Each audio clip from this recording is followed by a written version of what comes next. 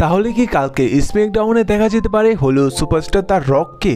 তেমনই কিছু বর্তমানে জানা যাচ্ছে, কারণ কালকে স্ম্যাকডাউনটি কোনো লাইভ ইভেন্টের চেয়েও কম হচ্ছে না। কারণ কালকে স্ম্যাকডাউনটি হতে যাচ্ছে ম্যাডিসন স্কোয়ার গার্ডেনে, যে জায়গায় প্রায় 17,000-এর বেশি দর্শক আসতে চলেছেন, যার জন্য ডাব্লিউডাব্লিউই কালকে স্ম্যাকডাউনের জন্য আগের থেকে অনেক কিছু অ্যাডভার্টাইজ করে দিয়েছেন। এমনকি কালকে স্ম্যাকডাউনের জন্য ডাব্লিউডাব্লিউই কনফার্ম করে দিয়েছে যে ব্লাড লাইনের একটি অ্যাকনোলেজের সেরেমনি, যে জায়গায় দেখা যাবে যে জিগা ফাটু তিনি ট্রাভেল চিফ হিসেবে অ্যাকনোলেজ করতে সোলো সিকোয়াকে। বর্তমানে জেরো নিউজের পক্ষ থেকে জানা যাচ্ছে যে কালকে আশা করা যায় যে হলিউড সুপারস্টার তার রক তিনি রিটার্ন আসতে পারেন। একটি বিষয় জানা যাচ্ছে যে যখন কালকে স্ম্যাকডাউনে ব্লাড লাইন মেম্বারগুলো আসবেন এবং অ্যাকনোলেজ সেরেমনিটি যখন শুরু হবে এবং সেই জায়গায় যখন সোলো সিকোয়াকে ট্রাভেল চিফ হিসাবে অ্যাকনোলেজ করবে জিগা ফাটু, সে সময় হয়তো হলিউড সুপারস্টার তার রককে দেখা যেতে পারে।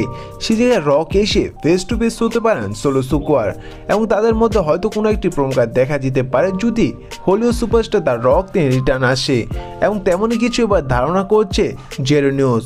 আর যদি কালকে স্ম্যাকডাউনে হলিউড সুপারস্টার রক যদি রিটার্ন না আসে, কারণ রক তিনি বর্তমানে মুভি কাজের জন্য সম্পূর্ণভাবে ব্যস্ত রয়েছে, আর এটি একটি ধারণা করা যাচ্ছে স্ম্যাকডাউনে রিটার্ন আসতে পারে রক। আর যদি রক যদি কালকে স্ম্যাকডাউনে না আসে, তাহলে কালকে স্ম্যাকডাউনে হয়তো ব্লাড লাইনের অন্য কোনো মেম্বারের রিটার্ন দেখা যেতে পারে।